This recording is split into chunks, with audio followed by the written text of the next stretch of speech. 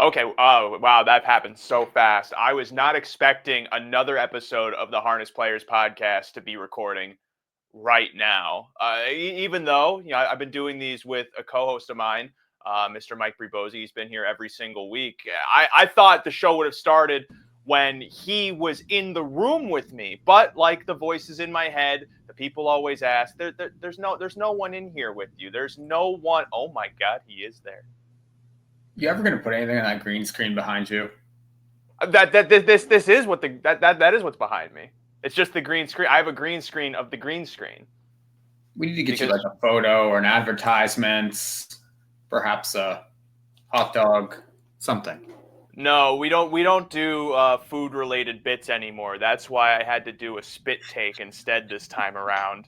But ads aren't a bad idea. You remember like all those years ago, people were talking about how the future would be like you could get a tattoo of Coca-Cola and then they would send you a check for like $5 a month because they're on your body.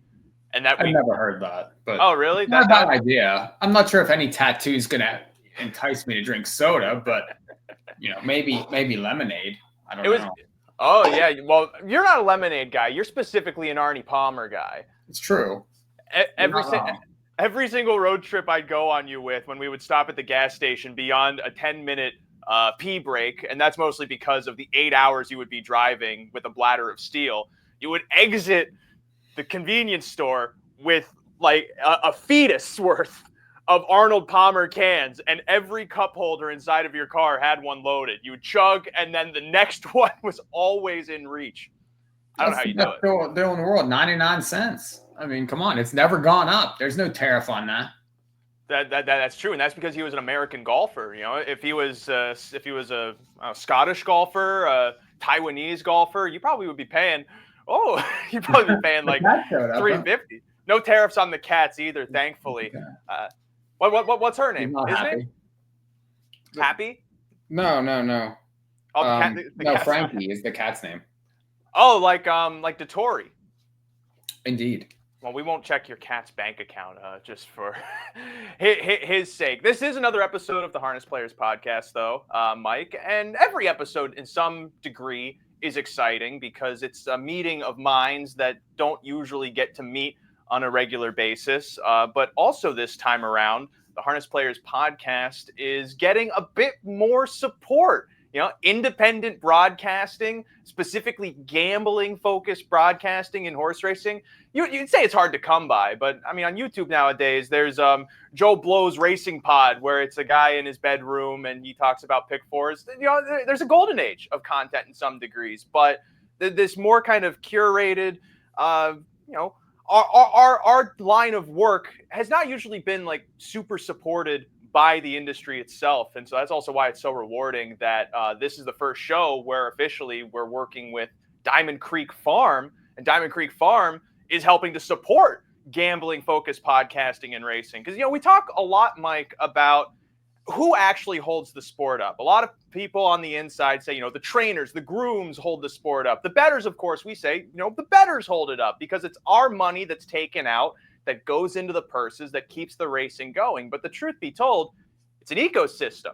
It can't run without the gamblers. It can't run without the trainers. It can't run without the breeders. And it's like you take a beat out of the stew, the whole thing collapses. That's absolutely true. And our friends at Diamond Creek certainly support us, and it's nice to be working with them. And they have a huge operation. They're stallion farms. They're involved in sales. They're involved in racing with some of the top horses in the sport. I mean, they're stallions. I mean, look, it's superstars. Always Be Mickey, Cannibal, Confederate. I mean, Father Patrick, Sweet Lou. That's tactical approach. That's the absolute top of the sport when it comes to stallions. I mean, it's just it doesn't get any better than that. But they're involved in a lot of other things also, with the racing side of things. Now they've started a new podcast.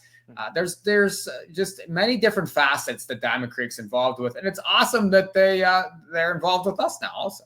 Well, and we're happy to try and work with someone that also wants to try and bring racing into the 21st century. As you mentioned, their podcast, Creekside Chat, at the very least. It's trying to open the door to, how the breeding industry operates, at least how Diamond Creek operates. And it's something that especially gamblers, I feel like, can find good information from, because there's nothing inside of racing you can't learn about that in some way might not be able to inform your handicapping down the road. When you kind of learn how the business operates, how these breeders, try to get horses together, how they try to find bloodlines and stuff like that, you also just kind of learn, what makes a good racehorse and how to help and how to actually like find those on the racetrack, especially. Absolutely, and I do think that that's something that's extremely important within racing to learn more about that side. And I don't think we as gamblers have much of an access to that sort of content. It's very lacking within the sport. I mean, it's not really talked about very much on simulcasts. I mean, a lot of times, even now, we're getting music for most of the times in between races and things where, this group of people, they're invested in racing, they're invested in the sport. And for us to bring some of this information to the horse player, I do think is very valuable. We're doing it on the thoroughbred side also with Adelphi racing. So that's one thing, on the In the Money Media Network that's very similar in senses that the Adelphi guys are bringing in and doing a podcast on our network that comes. It's called the Backstretch Edge. So they're taking things from the backstretch and applying it to racing and to the gambling side of things for the horse player. So, and I think that we can do something very similar with the Diamond Creek, on this forum and on this podcast, and we're going to have their podcast available on the ITM network. So it's just something more that we can offer to the player, the horse player, so you can learn and, maybe, find things to incorporate into your handicapping that allows you to make better decisions and better wagers. Absolutely. And of course, as you mentioned earlier, Diamond Creek also hosts to so many of the sport's top stallions, top racehorses of their day. And of course, you and I, Mike, know, especially from our work that we've done with the stable, people who gamble, they don't mind trying to endeavor into, the ownership game. Some may even want to try and get into the breeding game of Diamond Creek. Also, they still have some stallions to try and fill some stud duties on. They got Father Patrick, Pebble Beach, and Tactical Approach 2023 Hambletonian winner, all still with breedings available for anyone listening who happens to have a mare just sitting in the backyard, just wondering, what do I do with this dang here thing? He's gathering dust back there. And maybe the wife says that more than the husband, or maybe the husband says that to the wife. Relationships, they're crazy. But we're happy that our relationship is anything but crazy with Diamond Creek Farm, and happy that they're going to support gambling content like this in the year 2025 here within the Money Media. But that's not necessarily the focus here of this here show, Mike. Many who watch this show, especially with me hosting, deny that there's any focus at all. But nay, which we say because that's what the horses sound like, we have to talk about the MGM Borgata Series. I shouldn't say we have to. We get to talk about the MGM Borgata Series. We're entering the 4th week of this anything but long-winded series. No other stake exists like it inside of harness racing. 5 preliminaries, all leading up to a final on May 9th, Friday, May 9th, the week after the Kentucky Derby. Also, the first graded stakes events in harness racing, both grade 1s, the MGM Borgata final, Blue Chip Matchmaker final. They're getting ever so closer. And as we get ready to talk about the 4th preliminary of this series, we'd like to bring in someone from Yonkers Raceway, one of the head honchos at Yonkers Raceway, to help break down some of the races for us. He's even called some of the preliminaries, but he's mostly sat on the desk with Peter Vinaglia, and now he's going to radiate some of that brain energy with us here today. He is Mr. Edison Hatter. Welcome back to the Harness Players Podcast, Edison. A long flight for you from Yonkers over here? Oh, hi, Ray. Yeah, actually, I just got back from Florida. I'm currently contemplating my beautiful miniature Florida palm tree, because the only other things I brought back from Florida are, ears from Disney World. And, my cousin wanted me to buy an Elsa dress or something. And I don't know, have some costume on air or something. I mean, look, I think costumes on horse racing TV, probably not a great idea, but what do I know? But, I'll take the palm tree instead. Hey, I mean, anything to decorate the set. It's kind of hard though at Yonkers because like you do have the little shadow cloth behind you to keep the sunlight out because the sun sets right into the paddock. But it's still kind of hard to like discern any type of decor. You've been there before on Yonkers Trot Night in July. At least it is April, and that nighttime comes earlier. So you know, I wasn't even there on Trot Night. I was on Elimination Night because a lesson to everybody inside of horse racing: if you give out a 99-1 top pick in the first race that wins, you're not going to be welcome back to the track. 85-1. If you gave out 99-1, you would have been. 85-1 was what you gave out. Oh wait, was that Holland horse ended up being 85-1? I thought it was 99-1. I wonder how many times we've told this story. I think it should be every time he says it, the odds get higher. They can't get higher than 99. The fish is getting bigger every week. Hey Ray, I picked this horse. The best story of my life was this horse. It was on Meadowlands Pace Night like 2 or 3 years ago. Its name was Bulldog Hanover and went off like 12-1. Like it was such great value that I came up with. 12-1. With 145-4, like totally unexpectedly world record 12-1. 15-1 was it 20-1? I mean, who knows at this point? We're getting to the point whenever Mike wears the Bulldog Hanover hat, I'm generally even going like, oh God, that has been like 20 years ago when I was doing the first harness lands and then I cursed Bulldog Hanover forever. The connections don't talk to me ever since then, but they didn't talk to me before then either. So I don't think there's anything wrong with that. Ed, though, we're in the 4th week of the Borgata Series.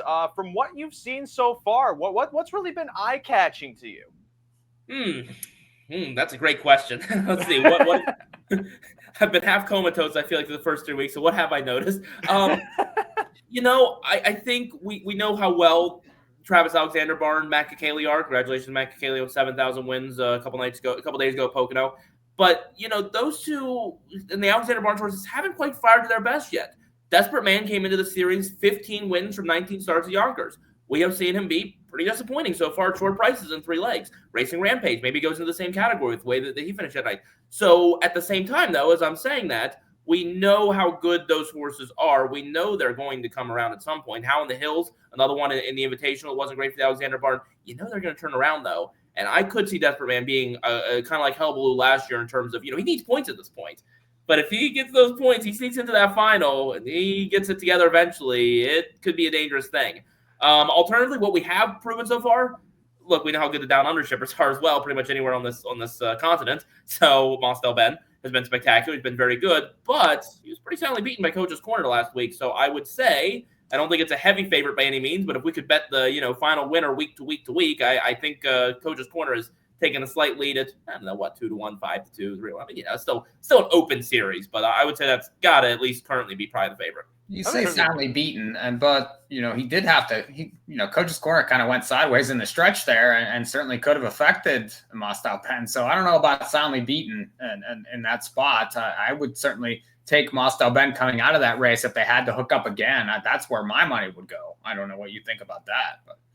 I mean, like I said, I think they're the two clear ones at this point, though. The keyword is at this point, and it's Borgata. For better or worse, I don't even know what my honest opinion on it is. I think I'm glad that everybody kind of does it differently. But for better or worse, open post draw in the final, right? So again, if one of them gets post 8, one of them gets the rail, that drastically changes things, and we're not going to know that until the week of, right? So I mean, obviously we got a long way to go, a lot more racing to happen. Who will be able to take breaks? When? How do those breaks work out for them? 11 days this year between the last preliminary leg, the final. Is that better or worse for some horses? Is that a little extra time? I mean, there's a lot of factors that we're going to see into this series. Well, let's hone in then specifically on what this week looks like. The races, of course, they've been on Mondays at Yonkers. Monday, April 21st is when the 4th leg of the Borgata Series goes postward, and it starts with the second race on the card. 6 horses going postward inside of this event. I think the most interesting factor to this division is the main speed drawing the outermost post. And Mike, this speed specifically of Chase H. Hanover, it seems like if he really has to work hard, he might not last until the end. And so the post situation does make how this race shapes a bit interesting. Yeah, I do think he should have won the first 2 weeks, and he didn't. Now he lost to Verdun. He lost to Hunt in the last dollar. I mean, 2 horses that are very sharp and have won multiple races in the series.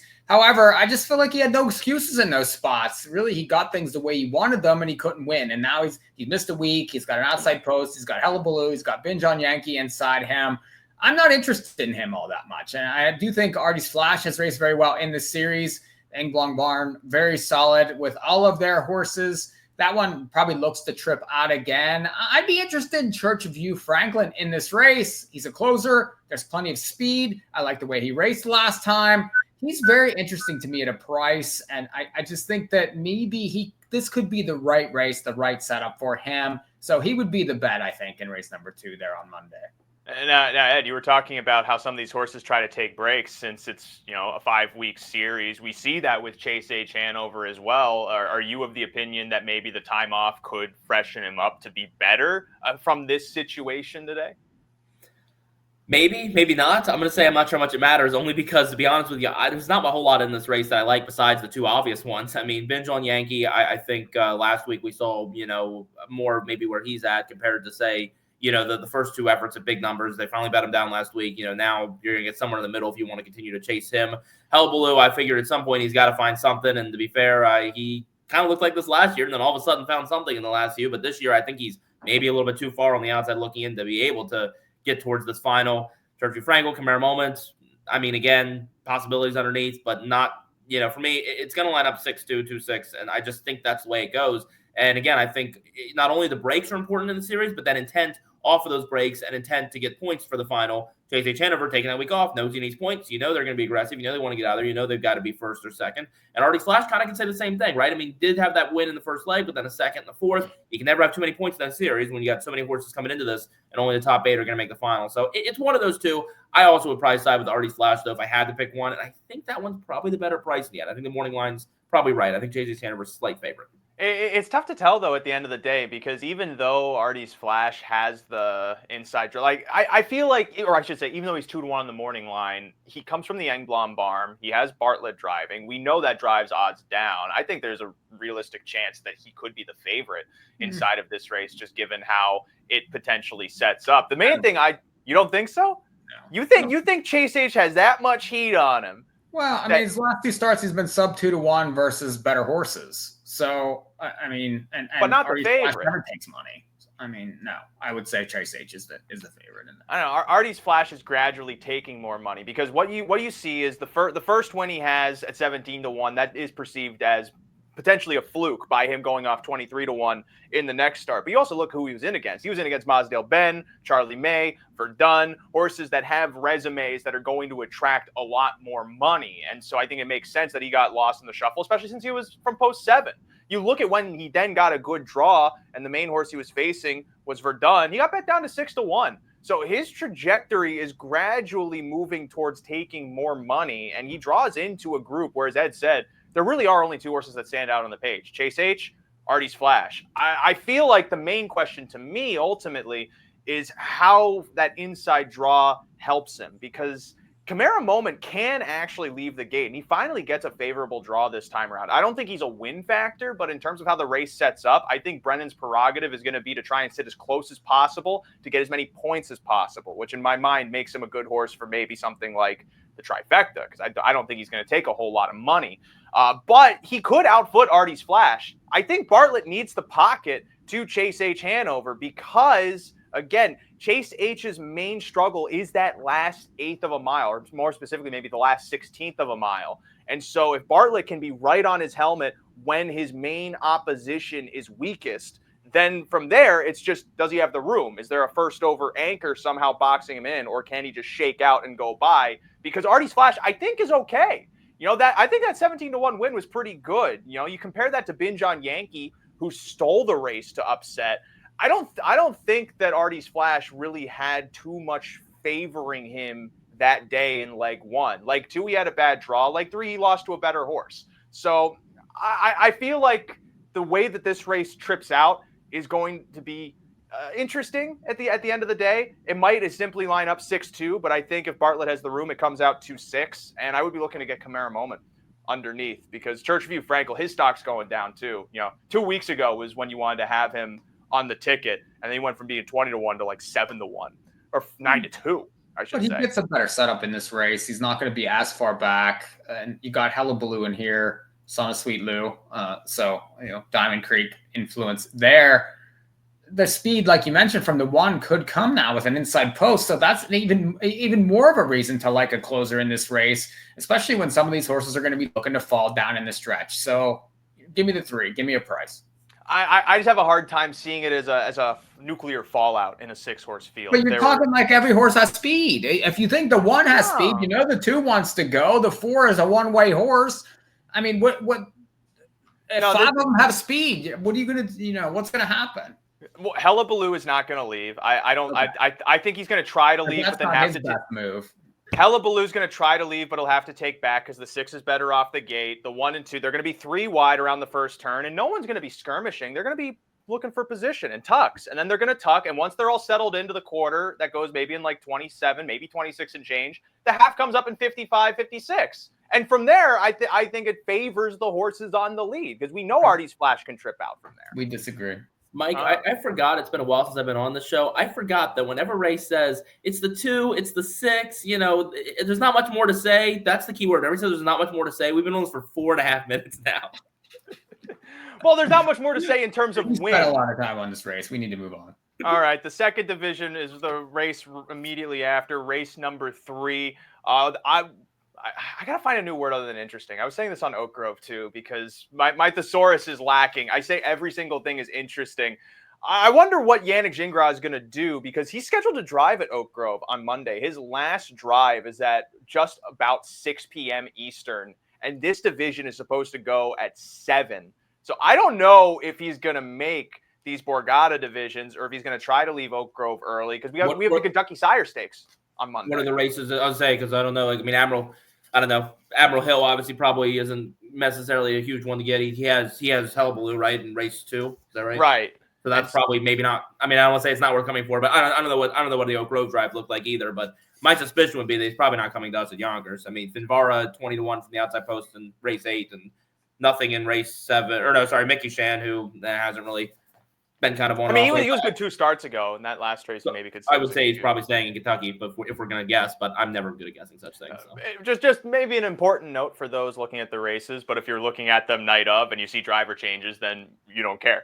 But this third race, you got Mosdale Ben here, Mike, and you were just saying he was trip hampered by Coach's Corner, and there ain't no Coach's Corner inside of this race, and so I'm imagining the rent money's got to be going on him.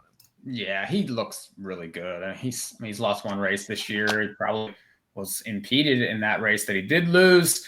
My heart goes with Charlie, but my head says that this horse is the top horse in the series right now. Charlie gets another driver, and I do think he's raced extremely well in the series. Stung to 26-1 from the 7-hole last time. I thought that he might be second, but he did get picked off late. I think he's has exact possibilities in this race. But until Mosdale Ben takes a step back, he's the top horse right now for me.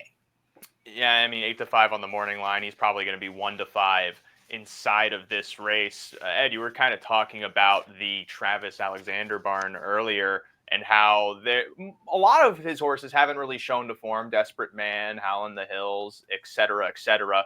Et cetera, et cetera, is actually like his greatest horse of all time. Few people actually know this. But Why Not Now is still somewhat in form, and he's been competing well against some of the better ones. So with that information in the periphery of how the other Alexander trainees are going, do you rank Why Not Now maybe a bit higher since he's standing out from the bunch?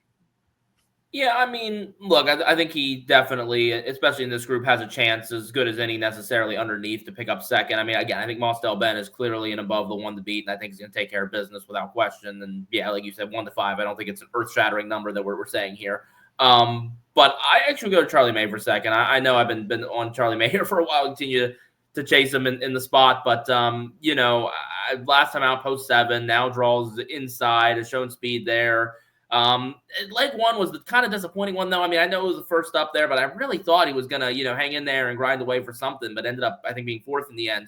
But I go back to him one more time here. Underneath Mosdale Ben, Why Not Now is probably in there for 3rd, and, then take your pick of Act Fast himself, something. I mean, again, not probably a deeply creative opinion, but Mostel Ben over Charlie May, I think it might not be the worst exact of all time, because Why Not Now himself do have fair cases for that spot as well. Right, and maybe the inside post on Why Not Now makes his exacta probable lower than Charlie May's. On top of also people who somehow might still be going, who the hell is Ron Cushing? When honestly, if you want Charlie May to gun from this post in this situation, I think Ron is a great driver to have in this situation. He's good at making speed, and we've seen Charlie May have solid speed off of the gate, and so there's a realistic possibility he's the last one onto the lead, which I think helps your case for that exacta, because Mosdale Ben, usually he grinds into the mix. He likes to chase down horses. But then ultimately, the main thing to unfold will be, is this the time Charlie May can get a mile in his favor and then put up enough of a fight where maybe he can stave off an aggressive pursuer, or is that aggressive pursuer overpowering enough that Charlie again is going to have to settle for second? You're going to get trips in a row. 2 tough trips in a row. So and you're going to get a much better price on Charlie May this time around, because Mosdale Ben's 1-5. I think Why Not Now realistically could be the second choice at like 5-1, if not lower, depending on how the other horses take money, and that puts Charlie immediately. Well, that puts Charlie around like 6-1 possibly inside of this easily. race. He was 5-1. And like you said, Ray, I think Ron Cushing is, look, Jordan Stratton, David Miller driving Charlie May the last 2 weeks. Everyone knows who those two are. God, we know their credentials. But Ron Cushing, honestly, I think he's driven much better than the statistics show at Yonkers for that matter, considering the prices he's had. I know he's had a lot of outside posts, but he's had success here in his limited number of drives. And the success that he's found this year is exactly what you said, Ray. It's been being able to get horses off the gate. It's being able to show that speed and being able to try to control things in the front end. So, look, is that going to work against Mosdale Ben in the stretch? I don't think so, but I think it can work to at least be second. And none of this even is talking about how himself is going to take play. He's the second choice he's the second choice on the morning line at 3-1 off of that rebound victory, though. Mike, that was not really against like the toughest bunch. I don't know that he's actually the second choice here. That is the Mickey Shan line from like 2 weeks ago that now we're all going to go over bets. Well, I think the Mickey Shan line was more eye-catching than the line from himself. But it was. But still, fast half, closed into it. You even say to yourself, maybe not the greatest group ever. Has the possibility of being. Yeah, but Bartlett's sitting there too. He's going to take money. Yeah, I definitely would be looking to beat them out of the ticket, though, just because I haven't really been overly impressed with themselves.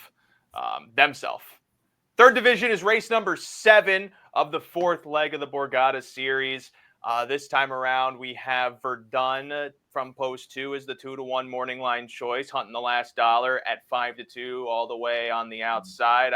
And Ed, I mean, week 1, I was surprised that Verdun put in the rally that he did to win. And ever since scoring there, he's been upholding himself as one of the top horses in the series. Yeah, absolutely. But look, Ray, there's only one horse we got to talk about here. It's all Desperate Man. I mean, I haven't seen enough of my money be lit on fire the last 3 weeks. I'm hoping. Now, what have we gone? We have gone 1-2, 3-5. We went back to 2-5 this week. I hope we go to 1-5 this week. I would accept. You've been betting this horse every week? I would accept nothing higher than 1-5. I mean, I want to continue to pour in the money on Desperate Man. Jeez. I mean, the name's apropos at this point, is it not? I do stand by what I said at the beginning, though. Desperate Man needs points. He's got to work his way to this final. We know how good he is. We know what the record is, Yonkers. He is going to wake up at some point. So, honestly, if he is a high enough price this week, I would not be opposed to taking him because he is going to wake up again. But, even money, 8-5, 2-1, probably whatever he's going to be is going to be too short right now. He wins, we'll talk again. But I think Verdun has proven how good he's been. And I think even as the morning line favorite, you're going to get a fair price on Verdun because Desperate Man's going to continue to take money. Hunting the last dollars will take some money. Mickey Shan was pretty disappointing to me last week, but everybody wanted to bet it off the line 2 weeks ago. So maybe, he's going to take at least some sort of money. So, I mean, this is a race where there is a little money to go around. Verdun is probably the favorite, but again, because of others that are going to take money in here, I think you get an okay price on, as you mentioned, Ray, just how good he has been. And throwing a hunt in the last dollar, maybe even throwing a Mickey Shan to try to round out the exact. I mean, I don't know. Until we see more from Desperate Man, I think people want to continue to go that way at that short of a number. Let them have at it. Oh, Mike, I see you got your brain cocked and loaded. So shoot your ammunition, if you please. You keep saying Desperate Man's going to wake up, but he's 7 years old. What makes you? This year so far, he really hasn't done anything. He's been favored in all 3 starts, and he's really had no business losing several of those. I don't. Maybe he won't get back to himself. And some of these other ones have just caught up to him. I mean, the 2's 5 years old, the 6 is 5 years old. Both right now are better than he is, at least so far in this series. And how many times Hunting the Last Dollar, 26-1, stung to the quarter, and ended up pulling away to win in that spot. I mean, that was a huge race. And that's the horse going forward. I didn't necessarily want him last week because I thought he had pretty easy trips from the inside, but that was one of the top races of the series so far. I know it wasn't in quick time, but this horse raced very well to beat those horses. I don't mind him back in this race, and I do think that the Desperate Man money will still be there. The Verdun money, with him being drawn where he is, will still be there. He had a stone cold perfect trip last time behind Desperate Man, who had no answers whenever he came calling. So I wouldn't want Desperate Man. I didn't want him the whole series so far. I certainly don't want him now off those lines. I don't care if he needs points. He needs to prove that he's anywhere close to where he was last year and then the year before. So I want no part of him whatsoever. Give me Hunting the Last Dollar. Give me Verdun. That's all you need in this race to get through it. The rest of them you can have.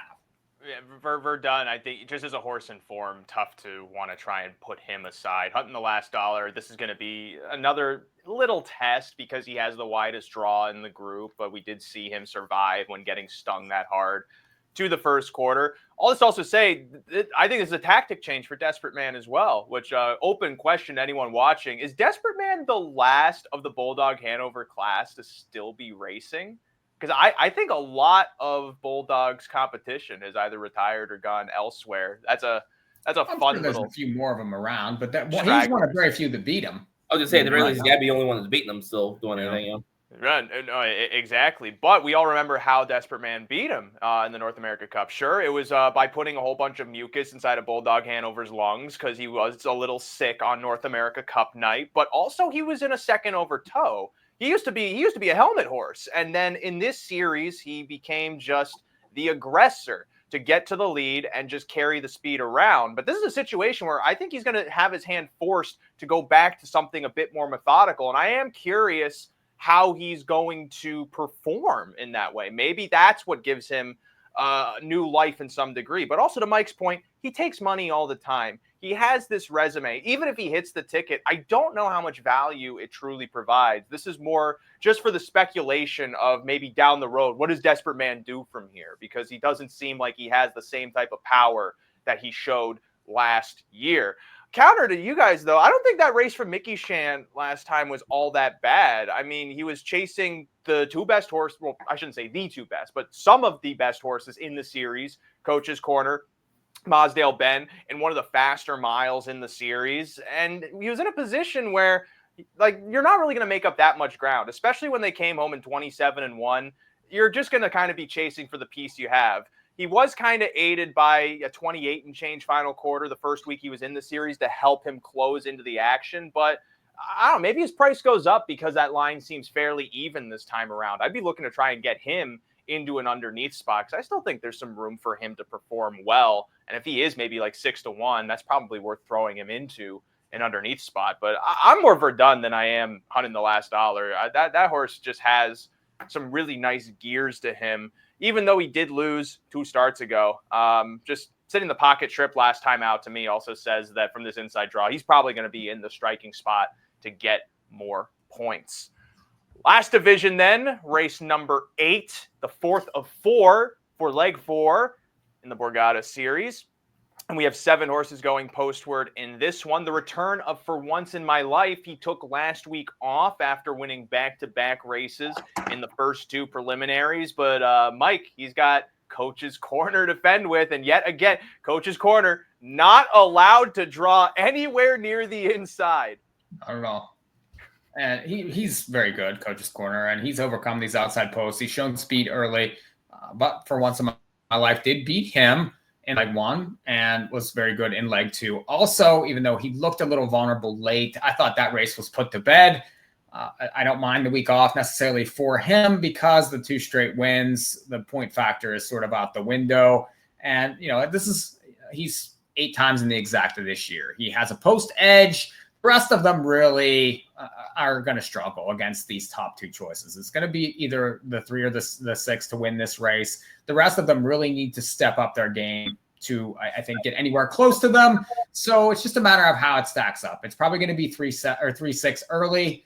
I would imagine Coach's Corner wants to be for a little bit from off of it. I think For Once in My Life gets the jump again and ultimately wins the race. So I would probably be heavy 3 here. If you're looking to spread out and pick 5s, you only need 2 of them, but that will lose some of your equity. So, take a stand, pick one and go with that. I do want to make note, though, you were on my case for saying Sherlock was a live long shot in last week's preliminary, and he did hit the ticket. He did. 18-1. He got second to Hunt in the last dollar. I just needed more points in my favor because the whole world seems to be against me. But, Ed, I mean, Mike is siding with For Once in My Life inside of this heavyweight battle. Are you kind of leaning similar? I'll go the other way. I'll go 6-3. I mean, again, it's kind of like the first division. I think those are the 2 in here. And, I'm going to say it. It might not be exactly, who knows, might be totally wrong on this idea in general. But, look, you've seen it in the past anyway, 2 and 3 starts ago. And 3 starts ago, especially when Coach's Corner got beat by For Once in My Life, they left from post 7. So, they're going to leave again from post 6. If I were Jason, I would go pretty aggressively For Once in My Life because at the end of the day, these 2 know that there's bigger prizes and amounts of money to go down the line, right? I mean, we have a big $500,000 final coming up. So, again, I don't know that anybody's necessarily thinking that way this early, but point being, if I were Jason, I just want the lead. I would just leave and go, For Once in My Life is not going to want to park you out in a 26-quarter week off and, preparing for bigger prizes down the line. So I would try to force it to line up 6-3 and just go around 6-3. This is I think, one of the greatest bettors' dilemmas, which is, do I want to take the 6-5 shot or do I want to take the 7-5 shot? And really, it is down to a coin flip in some ways, because if Bartlett does get the lead, For Once in My Life is in the pocket, maybe that does help For Once in My Life. Maybe it doesn't. It really does become just a question of who you think is the better horse. Do you think he's quick enough to get the front, though? I know it's easy to say, Ed, like, okay, just go and get the front. But, I mean, I'm sure that Stratton, is going to want to pocket that horse up. I mean, that horse likes to control races. I mean, it's easy. I think it's a little easier said than done. I don't disagree. I think it's really 6 1s on the page early. I mean, with the postage. Yeah, I mean, I know it's really easy to say what I want him to do, and there's probably a reason I'm not a driver, not a trainer. But but you agree with my sentiment, at least, Mike. I believe that look, if Jason fires out of there and really is settling this lead, how hard is Jordan going to fight for that? Knowing what prizes down the line, knowing the horse has been off a week. I don't think they're going to go 25 at something opening quarter. Again, I don't think Jason wants to either, though, to be fair, even to get the lead. So, again, I'm probably just talking with no clue in the world what's actually going to happen or knowing anything. So, you might be right. It might line up 3-6. But at the end of the day, clearly, however they line up off of the gate we establish is going to be important. And if it is going to be 6-3, I think it really benefits the 6 winning. If it's 3-6, maybe it benefits the 3. Maybe the pocket ends up winning anyway. I mean, again, we don't, it's the joy of gambling and speculating, right? But I just think Jason's going to get out there and get the lead. It does make a tough betting proposition, though. And I feel like you agree with this, Mike, because you were even saying, if you're playing multis and you have to pick one or the other, it does still kind of feel like a coin flip in terms of the probability's sake, because they're both really good horses and they both, depending on the right trip, can provide the right outcome. But it's about choosing which one that's going to be a slightly worse price than the other. It's hard to do as a gambler. They were both 6-5 in leg 1 and separated by a nickel. Coach's Corner the favorite, $1.30, $1.35 on For Once in My Life. That's what it's going to be again. Take your pick which way it goes. Well, so, go ahead. I was going to say in leg 1 For Once in My Life, that was a much easier proposition. But now that we're this deep into the series and these horses are a little tighter, I think it's a different scenario. But what were you going to say, Mike? Well, a lot of it depends too. Like if you're playing multis and they have a $20,000 guaranteed pick 5 that starts in race number 5, just say that you have an opinion on a horse earlier in the sequence. That's a price. Well, now I don't want to get bounced out of this leg by losing to one of those 2 horses. So I'm going to structure accordingly. However, if you're playing and you have a lot of lower priced horses, then I think you do have to make a decision there and get some equity in that race, because doubling the ticket there really just kills your bets. However, if you're looking at a 20-1 shot in, say, the first leg, you get that horse down, then, you're going to feel really stupid not having the other horse on that ticket. So again, it's a lot of strategy, how you're planning your tickets. Do you have prices in other legs? Then, you might want to look at the race a little bit differently. For sure. I in terms of where I stand in this race, I kind of just lean for once in my life because I know this horse can be really good down the line. The post definitely works in his favor. If he's slightly higher odds than Coach's Corner, then like he's de facto value. Even though if he's like 6-5, 7-5, I wouldn't want to bet the whole house on him specifically. But it's an interesting race. It's one where by the quarter, it's going to quickly turn out to be either a chess match or a checker match. And sometimes those are fun to watch. Other times, if you have a bet on it and you're on the poorer side of it, you're just kind of going, oh my God, I have to sit here for another minute, 30 seconds to watch this get torched in flames. But it's been fun racing nonetheless. It seems predictable some weeks. Leg 2 was pretty formful, but leg 1 was incredibly chaotic. Last week, I think was a mixture of both. There was room for some outside outcomes to occur. We got Sherlock onto the ticket against Hunting the Last Dollar as the chalk. But ultimately, and Mike, you've been saying this forever, the racing has been solid at Yonkers. It's been awesome, and the handle's been high. I know I'd like to have Ed talk a little bit about some of the bonuses and some of the wagering incentives that they have there at that racetrack right now. But the racing has been fantastic every leg of this series. And again, these horses are going at each other. Everybody seems to be trying every week. There's prices, there's trips. There's really a lot of things to like about this Borgata this year. It's been my favorite so far the last couple of years that we've covered. Yeah, and like Mike was saying, at Empire City Bets, I know offers a lot of great incentives, great promotions, maybe a better word, for gamblers, especially inside of the Pick 5, if you want to talk more about that. Yeah, definitely. Which I will get to that, but I just got to say, because you just glossed over leg 1, a lot of upsets. What else do you remember from leg 1? Lots of rain. Lots of rain. rain. So let's start with a shout out to track superintendent Ed Angel, his crew. I mean, I said definitively after race 8, okay, we're going home. We're not even going to get the last leg of this Borgata. And I mean, just horrific weather. Scott Zeron, by the way, went back to the winner's circle after that race because his owner wanted the photo in the heaviest rain I think I've ever seen before. So kudos to everybody there for just horrific weather and doing the best we could through it. And to be fair, leg 2 weather wasn't perfect either. Last week was kind of the first good weather day we got. Believe we're looking good this coming Monday. But Ray, to what you were asking about, yeah.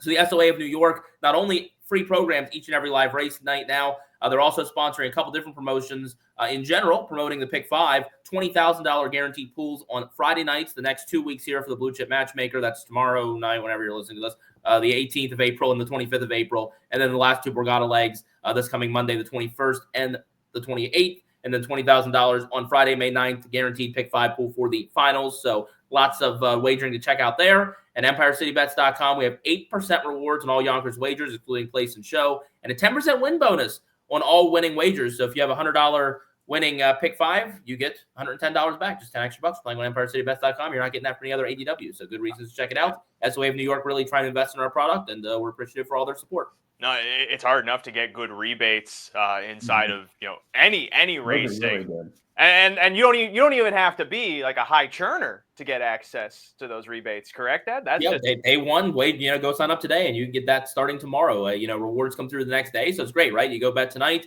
and if you lose, you're gonna get 8% back on those losing wagers. You win, get 10% and 8%. It's like now, Ed, can you be anywhere and get involved in that? Do you have to live in New York to participate with that, or no? You do not. Don't ask me for the specific list of states, but there's a good number of them. I'm sure you can go onto the Empire City Bets website, and it'll give you more information. And it will either say, here, you can sign up for an account, or say, your name is Ray Cotolo, you cannot sign up. That's true, because they would lose way too much money.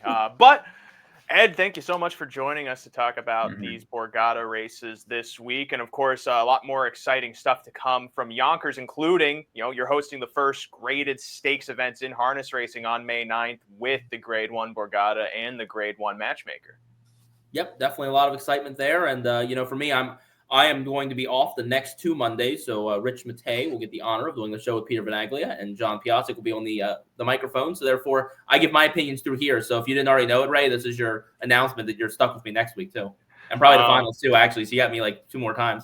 I like that Yonkers let you take time off specifically so you can do more podcasting. I think more jobs should be that accommodating to people. Like, because everyone is a podcast now, and there's no time to record any of it unless you're like doing it after your other job. But I thank you for I wouldn't joining. know anything about that. Mike has somehow added more hours to the week than there are in time, which I think more people should be investigating personally, because I think there's some witchcraft personally going on there. But Mike, of course, here with me always. Ed joining us to talk Borgata. We're going to be back next week for the final leg of the Borgata series. It's surprising that we're already coming up on the 5th leg. After that, as Ed said, 11-day reprieve for the final on May 9th, which, Mike, we're going to have a roundtable for that, right? Yeah, roundtable for that big final, and that'll probably be sponsored by Diamond Creek, and hopefully we can get some Diamond Creek participation in that roundtable that night. So look forward to that. I'm sure Ed will be there also. Yeah, for sure. For sure. Well, either way, thank you so much for watching this episode of the Harness Players Podcast. Don't forget to subscribe to In the Money Media, not only for more harness racing content, but also for loads of thoroughbred content ahead of the Kentucky Derby. And I also know that number really means a lot to PTF. One of the few times in his life he likes to see the number go up. That's an aging joke, but that all aside. Join us. We have more harness racing stuff to come. Always keep an eye on In the Money Media. If you're listening on the podcast, thank you for that. And I never really know how to end these things.